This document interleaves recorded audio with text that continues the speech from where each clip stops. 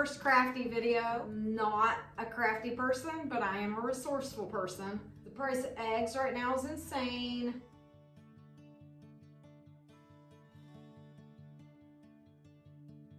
Easter's coming up. You know, we're not gonna be dying and hiding a lot of $6, $7 dozen eggs out in the yard. And we're not canceling the Easter egg hunt because that is awesome memories for kids. I look for there to be a shortage of the plastic eggs this year because a whole bunch of other people are not gonna wanna be hiding $6 dozen eggs out in the yard. What you are gonna need for this project is water balloons. Had a hard time finding water balloons yesterday, so you might want to order them off the internet. I didn't do that because I'm sure it stole my mailbox. Your water balloons are about the same size as an egg. You need flour, warm water. Got a couple different options. We can use food and egg dye. We can use the store-bought Easter egg coloring kits, and we can use paint. And have a lot of different colors. I didn't want to go buy a bunch of different colors because, as I said, I'm not real crafty. Some people skip the flour and use glue. I don't want to go that route. I'm going to show you how to make a giant Easter egg. If you want to hide something inside a special gift or something for an Easter basket, we can do that too. It's real simple to do. Here we go. You can get different size balloons depending on what you want to do. I'm just gonna do this one for the bag. I'm going to get measuring cup, water, and my flour. I'm gonna use a bowl to mix it up. Make sure you lay down a trash bag or a cheap plastic tablecloth or something on your area because this is going to get messy. We are going to use equal parts warm water and flour. So here is a cup of warm water. Now we're going to use a cup of flour. If your mixture is too thick or too thin, you can adjust the flour or water accordingly. Obviously, add more flour if you need it thicker, add more water if you need it thinner. I bought self-rising flour. I don't think that matters. After I get this mixed up, I'm going to pour it in the flat bowl because it's going to be a lot easier to use that way. This is a little too thick. Get some more water.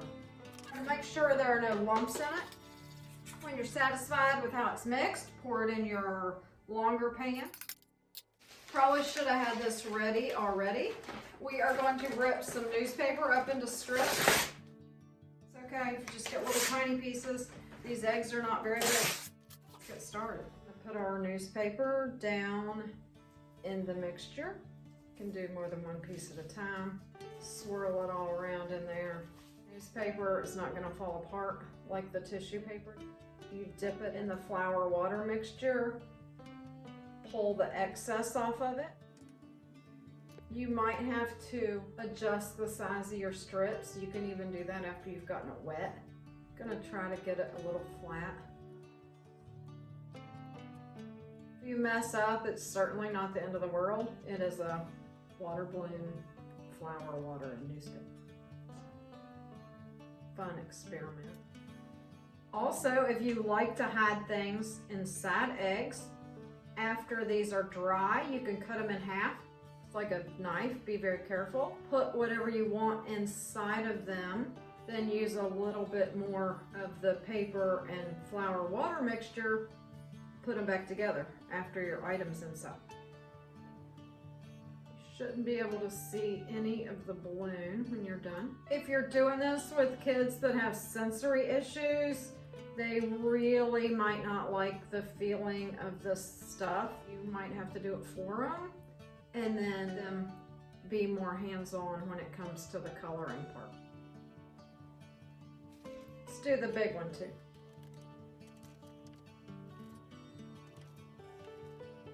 Possibly a bigger work area would have been better. If your paper comes apart because you left it soak in the mixture too long, it's fine. Just put the little piece on. You also want to make sure you do the paper in different directions for strength. You know, if it's all going vertically or all going horizontally, it's not going to be held together well. You could also use this balloon piñata if you just wanted a small piñata. I'm going to get to the piñata video also while I have a mess made. Couple suggestions here. Make sure you have lots of newspaper already shredded up before you started, because I didn't do that, and now messy hands to do that with. If you leave your paper soaked too long, it will start being very, very fragile. So I used all the paper I had made up.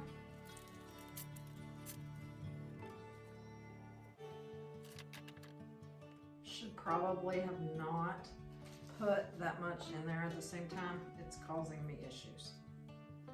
Like I said, some of it is an absolute learning game.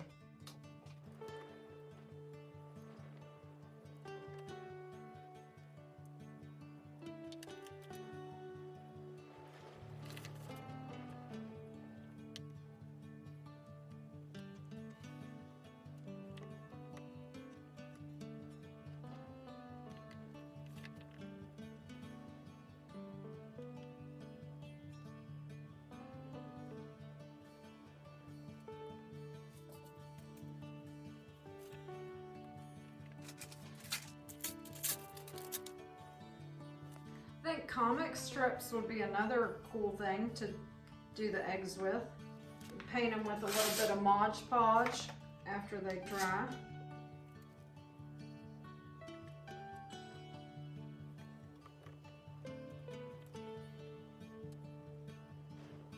I'm gonna go rinse my hands, get ready to make another mixture. I took off my ring because the last thing I want is this congealing in my ring. I put the 2 little eggs we finished outside in a colander because the wind's blowing really hard, and I'm going to use that to help me dry them more quickly. I shredded up a bunch of newspaper. I'm going to mix up some more stuff.